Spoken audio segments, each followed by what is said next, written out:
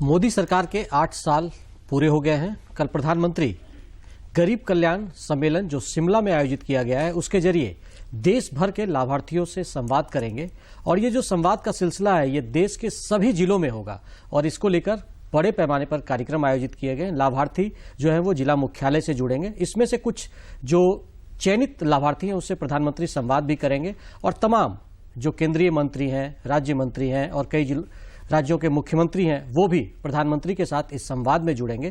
क्या कुछ रहेगा और प्रधानमंत्री नरेंद्र मोदी की अगुवाई वाली जो ये केंद्र सरकार चल रही है पिछले 8 सालों में किस तरह से उन्होंने उपलब्धियां हासिल की है, इन तमाम बिंदुओं पर हम चर्चा करेंगे। मेरा नाम दिवाकर कुमार है। नमस्कार। हमारे साथ स्टूडियो में खास मेहमान के तौर पर अनुज सिन्हा जी मौजूद हैं। सर, आपका बहुत बहुत स्वागत है। कार्यकारी संपादक प्रभात खबर के हैं। इनसे हम चर्चा करेंगे कि केंद्र सरकार की जो 8 साल की उपलब्धियां हैं उसने देश को किस मोड़ पर लाया है और आने वाले दिनों में जो चुनौतियां हैं वो किस तरीके से केंद्र सरकार के सामने पे हैं। इन तमाम बिंदुओं पर हम चर्चा करेंगे। दूसरे हमारे मेहमान हैं विनय कुमार हैं। ये वरिष्ठ पत्रकार हैं यूनिवार्ता का। आपका भी बहुत बहुत स्वागत है दूरदर्शन के स्टूडियो में विनय जी। हम इनसे भी जानने की कोशिश करेंगे कि केंद्र सरकार कि जो ये हम कह सकते हैं कि 8 साल का जो सफर रहा है और मोदी जी का जो सेवा और समर्पण का ये 8 साल का सफर केंद्र में रहा है। इसके पहले हालांकि हम लोग कह चुके हैं कि जिस तरीके से उन्होंने गुजरात में मुख्यमंत्री के तौर पर अपनी भूमिका अदा की है तो उसके बाद ये करीब 20 साल से ज्यादा का ये सेवा और समर्पण का उनका इतिहास रहा है। तो इन तमाम बिंदुओं पर हम चर्चा करेंगे। सबसे पहले अनुज जी से, सर, किस तरह से आपको लगता है कि अगर 8 साल हम कहें उपलब्धियों भरा रहा है? बिल्कुल रहा है। 8 साल का समय कम नहीं होता है। 8 साल तक लगातार उपलब्धि को हासिल करना बड़ी बात है। आप देखेंगे कि राष्ट्रीय और अंतर्राष्ट्रीय 2 मंच हैं। अगर सीधे तौर पर करेंगे सबसे बड़ी उपलब्धि क्या रही तो एक लाइन में आप कह सकते हैं कि दुनिया में भारत की ताकत बढ़ी है, भारत की प्रतिष्ठा बढ़ी है। भारत को अब दुनिया के कोई भी देश इग्नोर नहीं कर सकता है।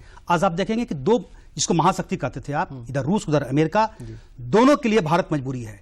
दोनों में से कोई भी भारत को इग्नोर नहीं कर सकते हैं। तो ये बड़ी ताकत है और ये काम मोदी जी ने बखूबी निभाया है हर तरीके से और अपने आप को किसी खेमे से साबित करके नहीं, खेमा से अलग होकर ओन आइडेंटिटी ये काम है। और ये काम आसान काम नहीं था।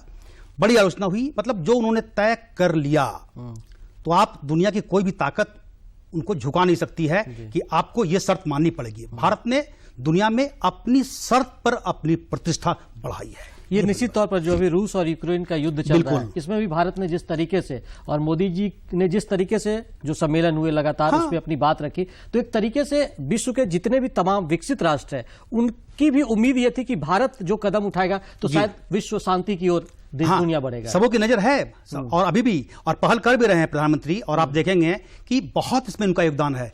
अगर इस बड़े संकट के दौरान अगर दुनिया भारत की ओर नजर रख रही है, उम्मीद पा रही है, इसका मतलब है कि भारत के पास बड़ी ताकत है। और उन्होंने कैसे निभाया है? भारत के पास अपनी मजबूरियां भी हैं। उनको भारत को भी चाइना से सामना करना पड़ता है, देखना है करके है। इसलिए बहुत संयम। एक पुराना दोस्त रूस भारत का बहुत पुराना दोस्त रहा है जब सोवियत संघ के जमाने से, आज से नहीं है। उसको बनाए रखना। दूसरी ओर अभी जो हालात बने हैं और जिस तरह का माहौल बना है, भारत, अमेरिका, ऑस्ट्रेलिया, जापान, ये जो सब मिलकर बना कि क्वाड देश की जो भूमिका बन रही है। अगर चाइना आप कुछ करते हैं तो हम एक हैं। तो उस केस में दोनों को साथ लेकर चलना बहुत कठिन काम था, लेकिन भारत ने उस काम को, मोदी जी ने उस काम को बखूबी निभाया है। जी, जैसा कि विनय जी, अनुज जी बोल रहे हैं कि इन्होंने अंतर्राष्ट्रीय मंच पर बताया कि किस तरीके से भारत की जो एक छवि है विश्व गुरु वाली वो फिर से बनती उभरती दिख रही है। उसमें एक चीज हम जोड़ना चाहेंगे आपको कि जो पाकिस्तान के पूर्व प्रधानमंत्री इमरान खान का लगातार बयान आ रहा है इस संदर्भ में कि भारत की जो विदेश नीति है स्वतंत्र विदेश नीति है और स्वतंत्र विदेश नीति की वो बार बार फंसा कर रहे हैं। उनका कहना है कि अभी भी पाकिस्तान जो है, पाकिस्तान की स्वतंत्र विदेश नीति ने भारत अपने शर्तों पर तेल खरीदने का काम करता है, अपने जनता के भलाई के लिए काम करता है। तो ये प्रधानमंत्री नरेंद्र मोदी का विल पावर है कि वो अपनी शर्तों पर चलते हैं और दुनिया को अब डिक्टेट कर रहे हैं। आज अमेरिका और रूस हमें डिक्टेट नहीं कर रहा है, प्रधानमंत्री नरेंद्र मोदी दुनिया को डिक्टेट कर रहे हैं। ये हमारी सबसे बड़ी उपलब्धि है। तो क्या इसको माने कि जिस तरीके से एक अपोजिशन का लगातार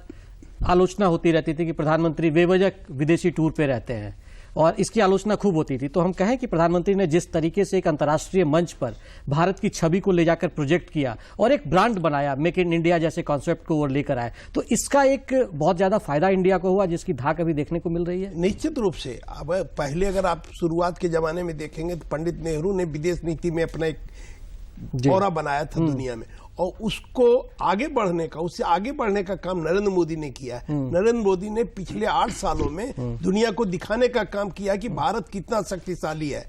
आज हम चांद पर जा रहे हैं, मंगलयान हमारा चल रहा है, प्रोजेक्ट चल रहा है। तो हम लोग कितना तेजी से अंतरिक्ष में बढ़ रहे हैं, कितना तेजी से दुनिया में बढ़ रहे हैं, कितना तेजी से अपनी शक्ति को बढ़ा रहे हैं, ये देखने का काम दुनिया के लोग कर रहे हैं। और जहां भी आप देखिएगा, जापान हो, अमेरिका हो, चीन, जहां भी प्रधानमंत्री जाते हैं, जिन देशों में, रूस में जाते हैं, जहां भी जाते हैं, वहां जिस तरह से इनका स्वागत होता है वो अभूतपूर्व स्वागत होता है।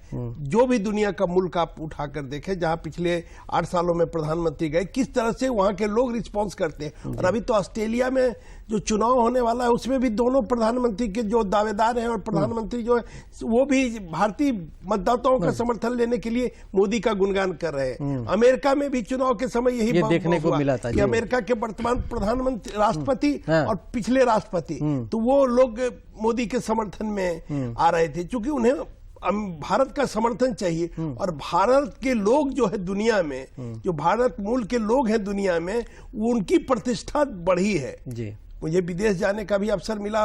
उस समय जो भारत के लोग हैं वो आज भी भारत से जुड़े हुए हैं, चाहे वो 100 साल पहले, 150 साल पहले क्यों नहीं चले गए। सूरीनाम में, फिजी में, मॉरिशस में, गोयना में, जहां जहां लोग गए हैं इंडियन ओरिजिन के लोग, तो वो आज भी अपने को भारत से कनेक्ट करते हैं। और भारत अगर शक्तिशाली होता है तो वो गौरवान्वित होते हैं, और मोदी जी ने उन लोगों को गौरवान्वित करने का काम किया। एक चीज और, लगातार अभी हम लोग अंतर्राष्ट्रीय मंच की बात कर रहे थे, लोकल में भी प्रधानमंत्री ने बहुत सारी ऐसी स्कीम्स शुरू की है, चाहे वो उज्ज्वला योजना हो, स्वच्छता अभियान हो, जल जीवन मिशन हो, इन तरह की जो तमाम योजनाएं थी, इसका प्रधानमंत्री लगातार इस बात का जिक्र करते हैं कि ये जो सारी जो योजनाएं हमने शुरू की है, वो जो हमारा सबसे आखिरी पंक्ति पे बैठा हुआ आदमी है, जिस तक योजनाएं नहीं पहुंचती थी, उनको ध्यान में रखकर हमने बनाया है। और एक डाटा जो अभी जारी किया गया है, उसके मुताबिक करीब 22 लाख करोड़ रुपया डीबीटी के माध्यम से ऐसे लाभार्थियों को दिया गया। तो लगता है कि डीबीटी जैसा जो पहल की गई और इस तरह की जो योजनाएं लाई गई है अनुज जी, इससे एक तरीके से जो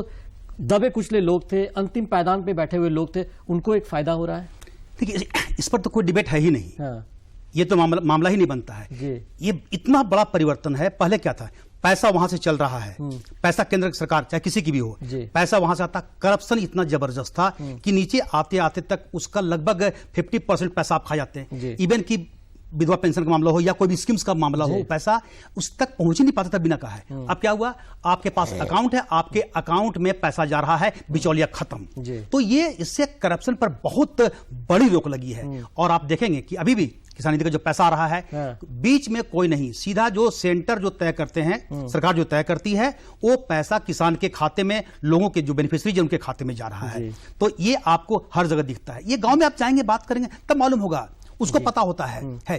प्लस शौचालय वाला स्वच्छता अभियान का है। आप देखें कि क्या था पहले और आज क्या परिवर्तन है, कितना बड़ा सम्मान मिला है महिलाओं को करके है, इस रूप में भी है। क्या है कि बेचारी गांव देहात में कहीं पर भी हैं, उन्हें शौच के लिए वेट करना पड़ता था कि कब सूर्यास्त होगा तो हम जाएंगे। आप बताइए कि जो प्राकृतिक चीजें हैं उनको आप रोक कर पाते हैं, कितना दुखद वो था। आजाद भारत में ये करा है। अब आज देखे, शायद ही कोई ऐसी जगह होगी जहां पे शौचालय नहीं होगा। तो ये मान सम्मान हर चीज से जुड़ा होता है, किसी की आजादी का जुड़ा होता है। तो इसका तो बहुत लाभ मिला है। पैसा आ रहा है आपके पास, अब आ रहा है, लोगों तक पहुंच रहा है, बिचौलिया खत्म हो गए हैं। और आपने अभी जिक्र किया था कि लोग कहते हैं, देखिए ये एक तरफ सरकार है, सत्ता पार्टी है, दूसरा विपक्ष है, ये तो काम है, ये तो प्रोसेस ही चलता रहेगा। हर कोई किसी को, जब भाजपा भी जब रहेगी, जब विपक्ष में है, तो आप जो सत्ता पार्टी, ये काम है, ये इस पर बहुत चिंता नहीं करिए। कॉमन आदमी, एक आम आदमी क्या सोचता है,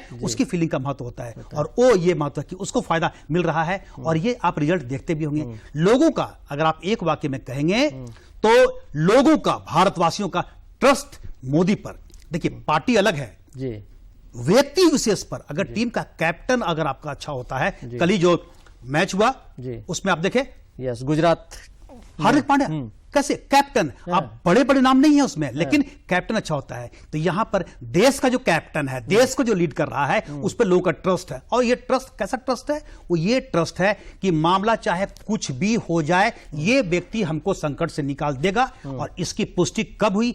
जब इस शताब्दी का सबसे बड़ी आपदा कोविड के समय में आप देखेंगे है, न सिर्फ लोगों को बचाया, अपने देश के लोगों को था, यहां से बनाकर वैक्सीन बनाया है, दुनिया को बचाने का काम किया है। एक बार तो मन में बात आती थी भारतवासियों को कि हमारे यहां है, आप क्यों भेज रहे हैं बाहर, पहले यहां के लोगों को टीका दे।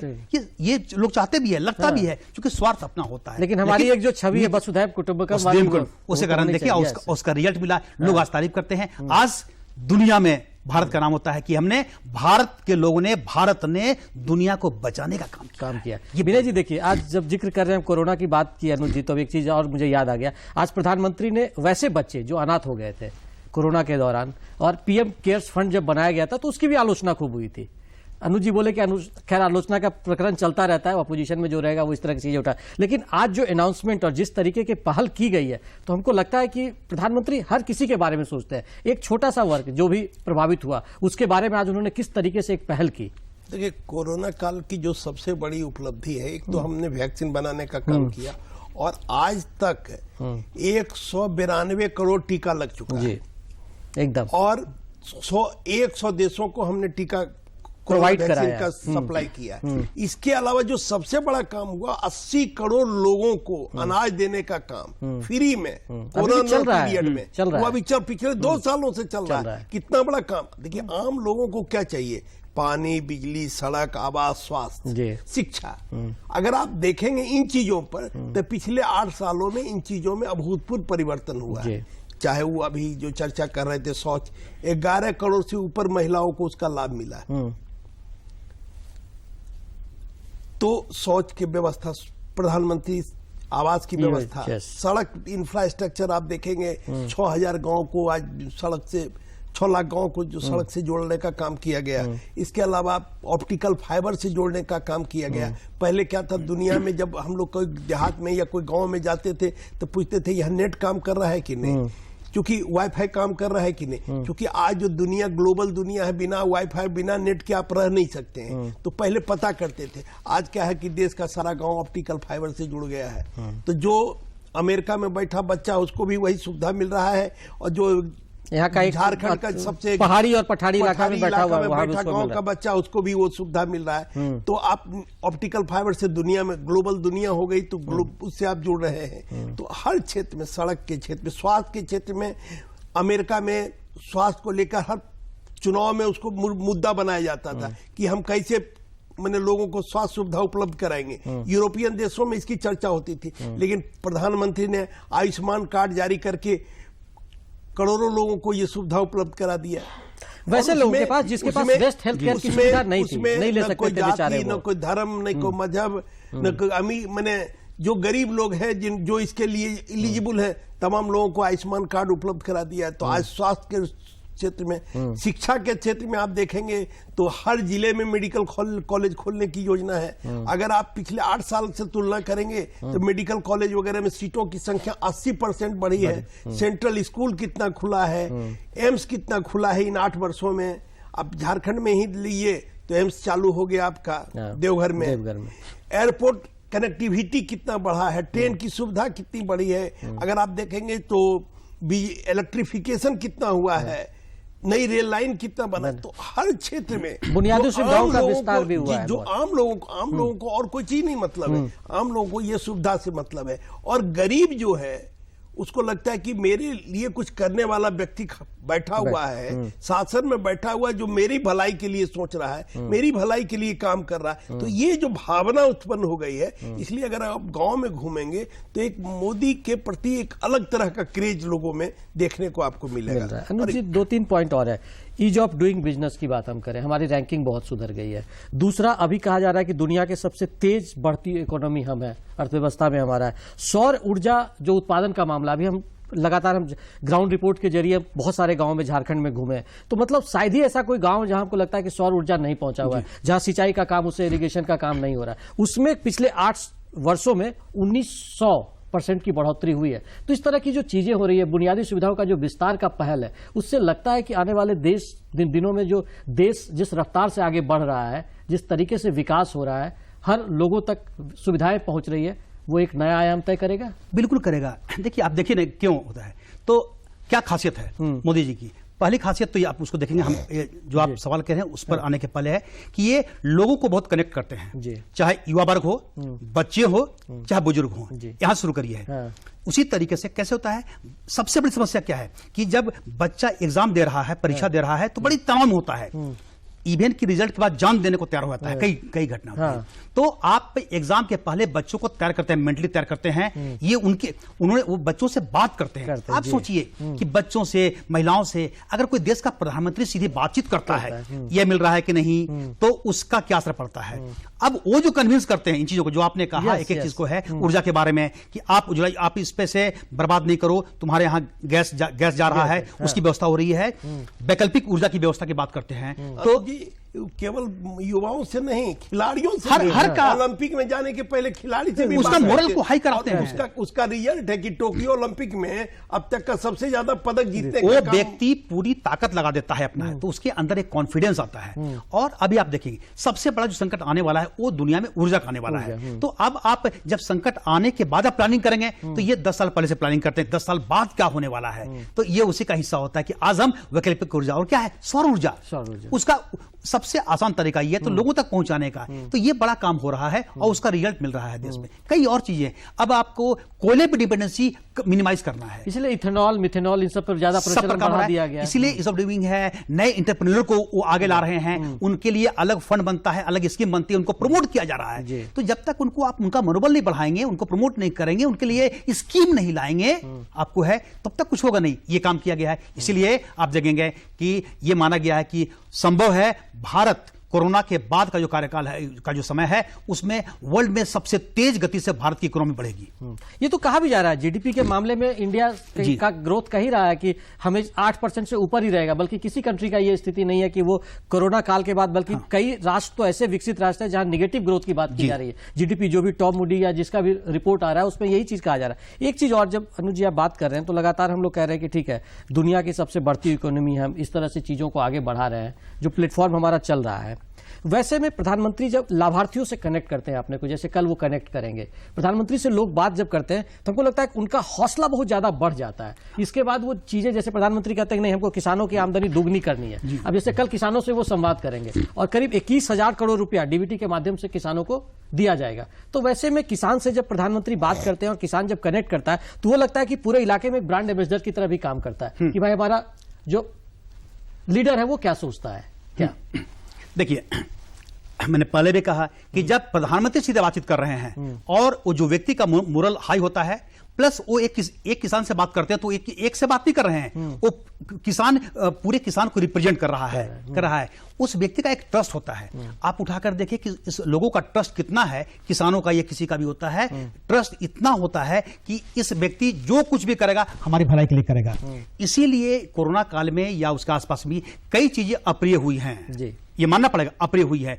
उसके बाद भी लोगों का भरोसा इनके ऊपर टिका हुआ है कि ये दुनिया के, ये समय ऐसा है जो मांगना पड़ेगा। महंगाई बढ़ी, कई और चीजें की कमी आई, आपने वो सब होने के बावजूद लगा लोगों को हम लोग इसको झेलेंगे, विरोध नहीं करेंगे, क्योंकि अल्टीमेटली ये व्यक्ति जो जिस रास्ते पे ले जा रहे हैं उनका रास्ता है, हम लोग को निकाल लेंगे, मुसीबत से निकालने वाले व्यक्ति की छवि है। फाइनल कमेंट विनय जी, क्या आपको लगता है कि ये 8 साल दमदार रहे हैं मोदी जी? बहुत शानदार रहा। और जो आप 3 ट्रिलियन अभी हमारा अर्थव्यवस्था है, और उसको 5 ट्रिलियन तक जाना है, जो उसके बहुत तेजी से उस गति को हम प्राप्त करने की ओर बढ़ रहे हैं। तो बहुत ही शानदार रहा और आम लोगों को बेनिफिट हुआ। समावेशी विकास जो कहते हैं, समावेशी विकास देखने को, गरीबी अगर देखेंगे, गरीबी रेखा से काफी लोग निकले हैं, तो ये बहुत बड़ी बात है कि गरीबी रेखा से ऊपर उनकी स्थिति आ गई है। स्वास्थ्य के क्षेत्र में, शिक्षा के क्षेत्र में, जो भी बुनियादी सुविधाएं उन क्षेत्रों में, सड़क के क्षेत्र में, और अब तो गांव में आप अगर जाएंगे तो लगेगा कि गांव में सारी सुविधा उपलब्ध है जो शहर में उपलब्ध है। तो ये इस सरकार की हर वर्ग का ख्याल करते हैं। आप देखेंगे आदिवासी बिरसा भगवान को एकदम इतना बड़ा अमृत महोत्सव, जो अनसंग हीरोज हैं मूवमेंट के, उनको बाहर निकाल के लाना। अब जैसे कोई लोग जानता नहीं था कि संविधान दिवस, तो संविधान को लोकप्रिय बनाने के लिए संविधान दिवस का आयोजन, जनजातीय गौरव दिवस बिरसा मुंडा के नाम पर बहुत बड़ी चीज है कि उसके नाम पर बिरसा मुंडा को जो सम्मान इस समय मिला बड़ा भगवान का है। इसके अलावा अभी हम लोग सीरीज चला रहे हैं, उसके अलावा भी ग्रामीण क्षेत्रों में, ग्रामीण विकास के क्षेत्रों में काफी काम हुआ है, रूरल विकास। और जो आप कह रहे थे कि 85% खुद राजीव गांधी जब प्रधानमंत्री थे तो उन्होंने बिहार की एक रैली में कहा था कि जब हम 100 रुपया भेजते थे तो 85 पैसा 15 पैसा मिलता था, 85 पैसा गायब हो जाता था। आज क्या है, डीबीटी के मामले में 100 का 100 पैसा पहुंच रहा है, तो ये बहुत बड़ी बात है। और किसानों को 6000 रुपया साल में हर किसान को मिल रहा है, उससे कितना वो लाभान्वित होते हैं, उनको दवा दारू का पैसा मिल जाता है, तो किसान अपने को हर लाभान्वित करते हैं। हमारे पास वक्त की कमी है जी, आज हम चर्चा यहीं पे विराम करते हैं। लेकिन मोदी सरकार के 8 साल, हमारे जो पैनल में मौजूद दोनों वरिष्ठ पत्रकार हैं, उन्होंने साफ तौर पर कहा कि किस तरीके से ये जो प्रधानमंत्री नरेंद्र मोदी ने पिछले 8 सालों से देश में जिस तरह से योजनाओं का जाल बिछाया और जिस तरीके से विकास का एक माहौल पैदा हुआ है और लोगों में विश्वास जगा है कि ये जो हमारा लीडर है वो हमें मुसीबत से निकालेगा, उसकी छवि बनी है देश की और देश विश्व गुरु की राह पर आगे बढ़ चला है। तो हमारे दोनों पैनलिस्ट को दीजिए इजाजत। नमस्कार। नमस्कार।